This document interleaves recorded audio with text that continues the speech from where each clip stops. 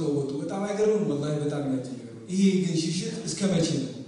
ይሄ ሽሽት እስከ መቼ ነው እሺ ከዚህ መድረክ ሸሹ ኢንሻአላህ ከሀገራችን ግብጽ ይወጣሉ ኢንሻአላህ አላሁ አክበር አስሉት ይሄ በጣም ለኔ የፍረት ነው አባለ አንድ ትልቅ ሚኒስተር እዚህ ነው ተወስላ አባይ ስለ ውሃ ገንዘብ ይሰበስብ እኔ መጀመሪያ ያስመጣ ነገሩ ድፍረት ነው ያልኩት እኛ እዚህ ሙስሊሞች ሙስሊም ክርስቲያኑ ሁሉ ሳውዝ አፍሪካ ይያለ ኢትዮጵያ ያለው በደል ይያለ ገንዘብ ይሰበስብ መምጣት ማለት ለኔ ሼም በጣም ነው ከድፍረት በጣም ድፍረት ነው መሰለኝ ማለት ይሄን እንዴት እንደምገልጸው አላውቅም እና ይሄን ነበር በቃ እንዴት ብደፍሩ ነው ጥያቄ ያ ነበር ያን በደል ያ ሁሉ ነገር ይያለ ይሄ ሁሉ ነገር ይያለ ገንዘብ ሲሰበስቡ መምጣታቸው እኔ ለኔ በጣም ድፍረት ነበር ግን ድፍረታቸው ግን እስከ መጨረሻ አልቆየም በሚስጥር የተያዘ ስብሰባ ይሄው አጋጣሚ ሆኖ ጁማ በመሆኑ ከኛ ማለባበስ ከኢትዮጵያ ኮሚኒቲ ሁሉ በጣም ከመሰባሰባችን ሩጦ ሄዱ በጣም እኔ ይሄ መድረክ ለነሱ አሳፋሪና በቃ ሊረሳ የማይችል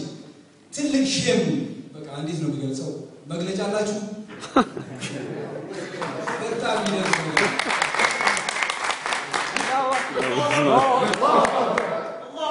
አላሁ አክበር ቀጣይ ነገር ብናገረው ነገር ቢኖር والله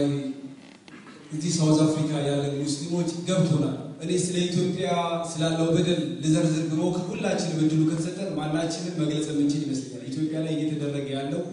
ሙስሊሙ ክርስቲያኑ ማንኛውም ህብረተሰብ በደል ላይ ያለው ይህ ግልጽ ከመሆኑ ሩጦ ይወጡት ኢንሻአላህ ከዚህ መድረክ ወሩቀው ሄደዋል ከሀገራችንም ደግሞ አለው ከሀገራችን ይወጣሉ እና እዚህ ሳውዝ አፍሪካ ያለ ሙስሊም ክርስቲያን በአንድነት ማለት ነው ይህ ወያኔ ከሀገራችን ፈንቅለን ለማስወጣት የሚሰራውን ስራ ለመስራት ራሳችን አንድ ላይ ሆነን ለመስራት ራሳችን እናዘጋጅ በማንኛውም መንገድ ላይ ማለት ነው በሚዘጋጅ መድረኮች ላይ አንድ ላይ ሆነን የሚፈለገው መከፈል ያለበትን ነገር ሁሉ ልንከፍል እንችላለን